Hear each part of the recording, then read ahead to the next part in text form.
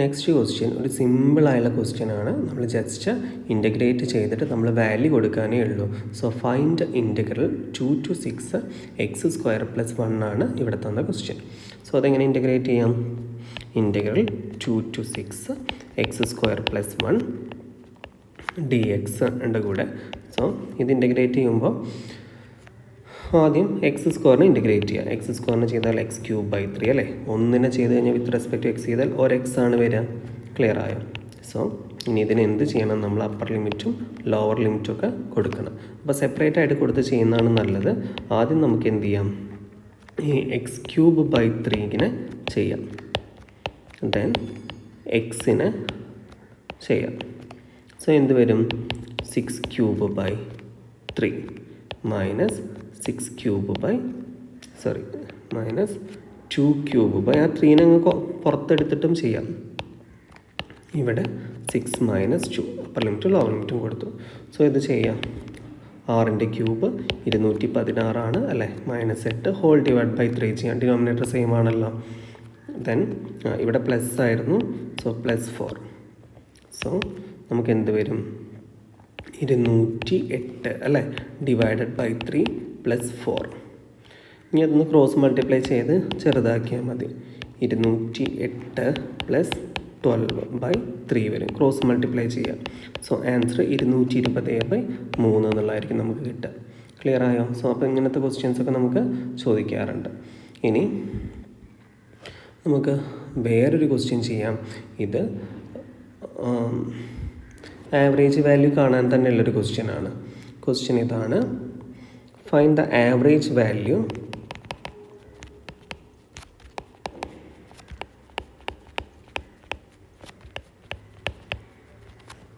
Of രണ്ട് functions തരും. ഒരു ഫങ്ഷൻ തരും f(x) = x² sin x³ on 0, അപ്പോൾ നമ്മൾ ഡെഫിനിഷൻ പറഞ്ഞിട്ടുണ്ടായിരുന്നു.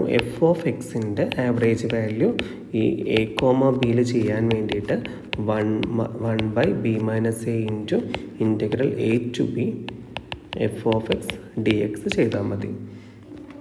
സോ ഇവിടെ നമ്മൾ എന്ത് ചെയ്യണം? f(x) ഇൻ്റഗ്രേറ്റ് ചെയ്യണം അല്ലേ. സോ 1/ ഇവിടെ 0, ഉണ്ട്. 0 aയും ഇതെന്താണ്? b യും ആണല്ലേ. ഇങ്ങനെയല്ലേ പറയുന്നത്? എയും ബിയും നമുക്ക് വാല്യൂസ് കിട്ടി. സോ π - 0 വരും അല്ലേ. b - a അതായത് π എന്ന് വരും. ഇൻ്റഗ്രൽ എന്താ വരുന്നത്? 0 to π f(x) dx. f(x) dx എന്ന് പറഞ്ഞാൽ f(x) എന്താണ്? x² sin x³ dx. ഇതൊരു കാര്യം ചെയ്യുക. ഇതിനകത്ത് നമ്മൾ t എന്ന് പറഞ്ഞിട്ട് x³ സബ്സ്റ്റിറ്റ്യൂട്ട് ചെയ്യുക. അപ്പോൾ നമുക്ക് dt = എന്ത് കിട്ടും? 3x² dx എന്ന് കിട്ടും അല്ലേ. അപ്പോൾ ഇതിനകത്തൊരു 3യുടെ കുറവാണുള്ളത് അല്ലേ. നമുക്ക് തന്നതിൽ x² dx ആണുള്ളത്. സോ ഇവിടെ ഒരു 3ൻ്റെ കുറവുണ്ടല്ലോ. സോ ഇവിടെ dt/3 ചെയ്ത് കഴിഞ്ഞാൽ ഇതെന്ത് വരും? ഇവിടെ ആ 3 ക്യാൻസലായി പോകും. x² dx മാത്രമാവും അല്ലേ. ഇനി എക്സിൻ്റെ വാല്യൂ 0 ആകുമ്പോൾ t എന്താ വരിക? 0³ അല്ലേ. x³ അല്ലേ. ദെൻ എക്സിൻ്റെ വാല്യൂ π ആകുമ്പോൾ t എന്ത് വരും? π³ എന്നും വരും. ക്ലിയർ ആണല്ലോ. അപ്പോൾ നമ്മുടെ ഈ ക്വസ്റ്റ്യൻ ചേഞ്ച് ആയി 1/π ഇൻ്റഗ്രൽ 0 to എന്തായി? π³ മാറി. ദെൻ x² dx അല്ലേ. x² dx എന്തായി? dt/3 ആയി അല്ലേ. അതിവിടെ ഒരു 1/3 ഇട്ട് കൊടുക്കാമല്ലോ. ഓക്കെ ആണല്ലോ. ദെൻ ബാക്കി എന്ത് വരും? സൈൻ x³ എന്താ നമ്മൾ കൊടുത്തത്? t ആണ്. സോ സൈൻ t dt എന്നായിട്ട് മാറും. ക്ലിയർ ആണല്ലോ.